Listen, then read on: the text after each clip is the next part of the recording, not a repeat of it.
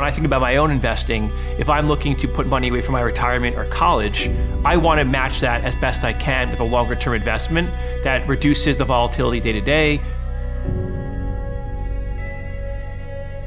I'm not advocating being 100% one or 100% to the other.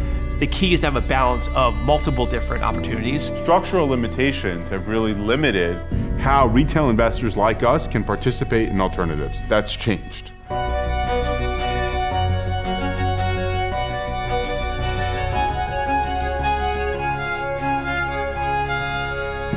Alternative investing is an area that many people are turning to in these times of economic turmoil and change. Until very recently, the world of alternative investing had been a closed shop. It required niche expertise and institutional-sized capital.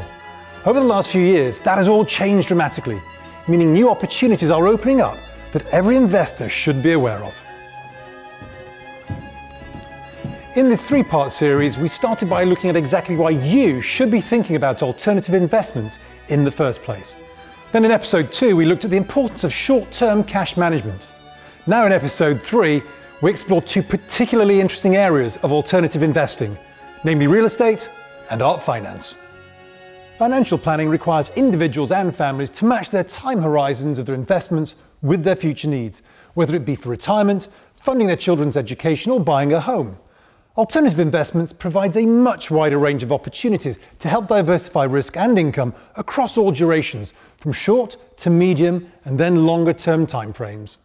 Today I have about 28 investments with the maturities ranging from 1 month from today all the way down to 90 plus months.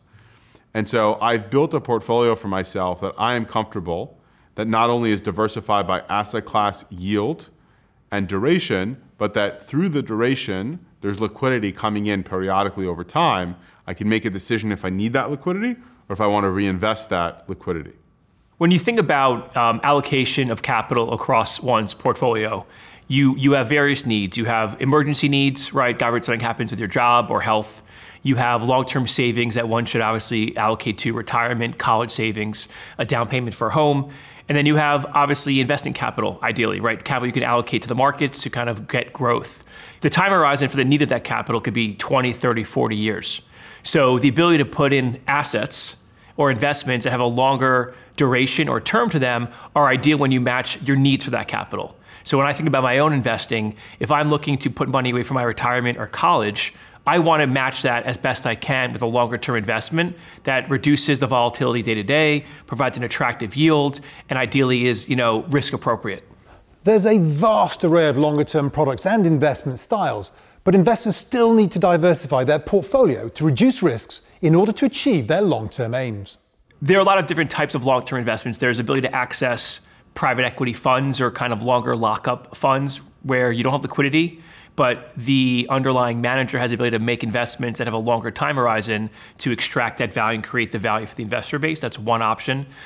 Real estate obviously is a huge component when you think of long-term investments, right? It generates attractive cash flow. It has tax advantages as well.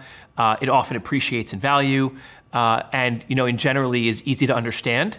I also often think about, longer term bonds, right? So if you have a need for capital 10 years down the road, investing maybe in short-term debt is not the most optimal way to achieve a nicer yield. If you can go out that yield spectrum, that credit curve, if you will, say 5 years out, 7 years out, you can pick up some yield that way. So that's another way to kind of pick a longer-term investment. I'm not advocating being 100% one or 100% to the other. The key is to have a balance of multiple different opportunities. REITs could be part of that, public REITs could be part of that. Public bonds could be part of that, and private credit should be a third sleeve that folks allocate to. If you have already 80% stocks, one could argue allocate your REIT exposure within that REIT bucket or that stock bucket. But the private credit side should be really focused on individual investments or opportunities that places like Yieldstreet can offer. Real estate is one of the more popular long-term investments at the core of many wealthy investors' investment portfolios. There's a huge amount of flexibility in this asset class, but at its core are a few key fundamentals that everyone can get to grips with. When you think of the largest, smartest investors out there in the world, oftentimes about 20 to 25% of their portfolio is allocated to real estate. And there's a whole host of reasons as to why that is. I mentioned one, tax advantages. depreciation, very attractive financing. Secondly, cash flow. Most real estate has longer-term leases in place, or some form of a longer-term lease, provides stability, so it enables you to finance real estate, frankly, at a higher leverage point than almost any asset class out there. Third, appreciation.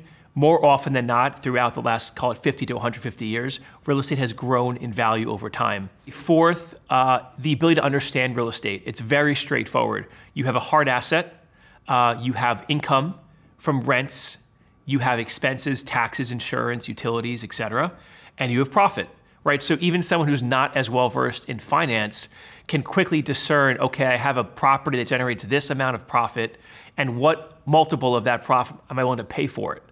And then the leverage is really the easiest part, right? I can go borrow from a bank, I can borrow from a fund at some coupon that is far lower than where I'm earning at, and that generates your levered yield. That's why it's really quite attractive. For a long time, art investment has been the preserve of the uber wealthy. Yieldstreet have been able to offer investors exposure to this market via their art finance products, which they recently added to their constantly evolving portfolio of investment opportunities. I learned that ultra wealthy people might buy art for $10 million, $20 million, $50 million. And to me, I could never wrap my head around how do you really define the precise value of a given piece of art? How do you know it's 10, not $12 million? And what we learned was that there was a market for lending against this art. Now we're talking about blue chip art, Van Goghs, Richters, Koons, some incredible artists, really, really valuable pieces. And people would go out and finance that art at about 50% of its value. And so what we recognized was that here is a chance to create a lending product to something that could be worth $10 million, but only lend $5 million, where we knew that the value of the art would be continuing to rise, as we've seen over the last 30 years in the market, but we didn't have to take the risk of whether it would go up or down by 5%, because we can lend them at a much safer level.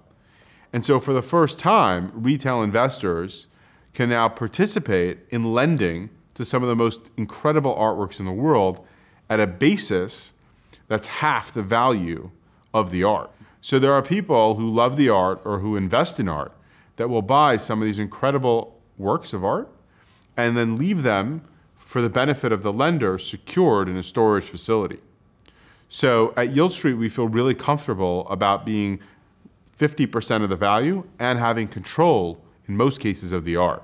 Provides for a really interesting opportunity to invest in fine art and generate consistent passive income.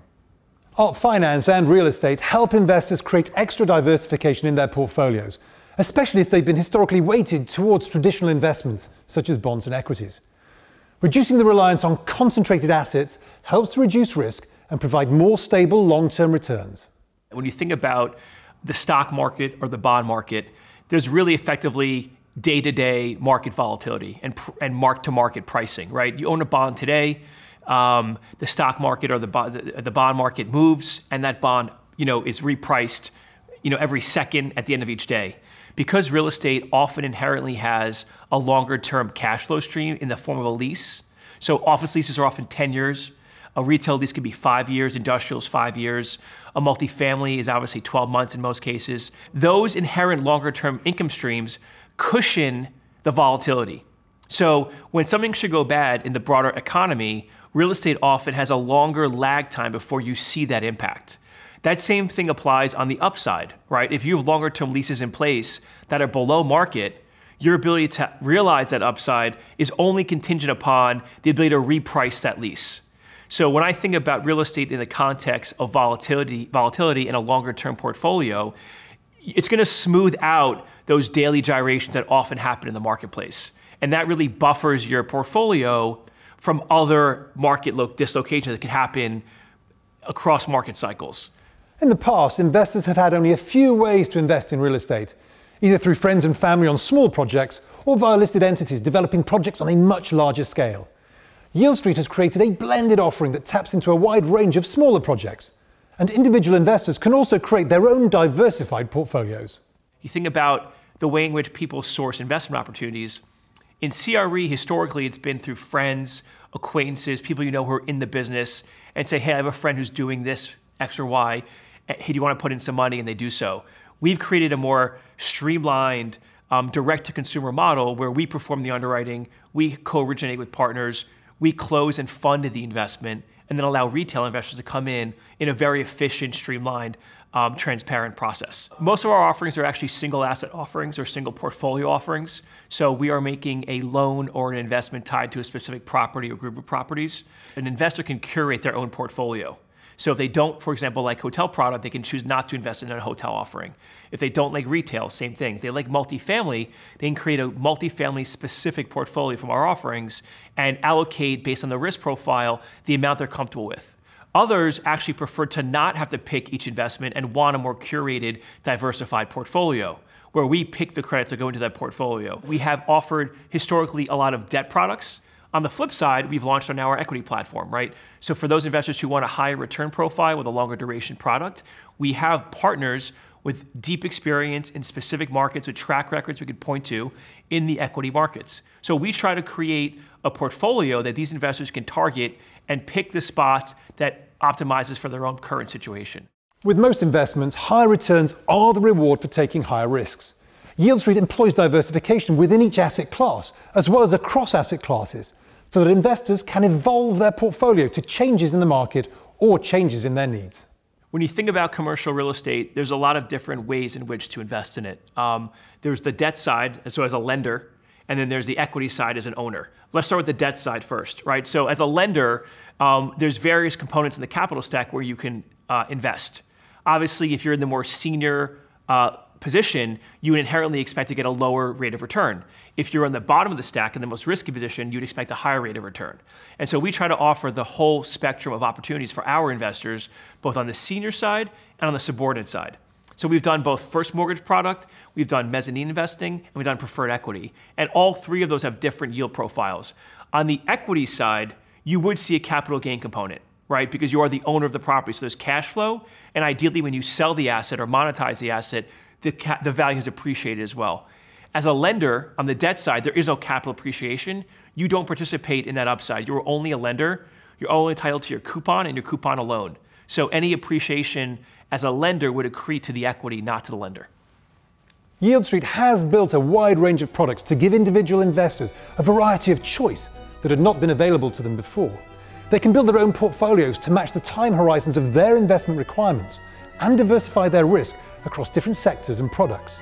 Yieldstreet offers a huge suite of alternative investments that empowers individuals to take control of their future needs and democratizes the access to institutional-style investment opportunities. Structural limitations have really limited how retail investors like us can participate in alternatives. But with Yieldstreet, that's changed. Over the last 6 years, people have invested almost $2 billion across all these different asset classes. We've returned $950 million across 150 investments. Our mission at Yieldstreet is to help millions of people get on the road to financial independence and narrow the income and opportunity gap. By 2025, we will help 5 million people invest $25 billion in alternatives and generate $3 billion of value for them. We are digitally native, we are built for you, and we continue to evolve for you.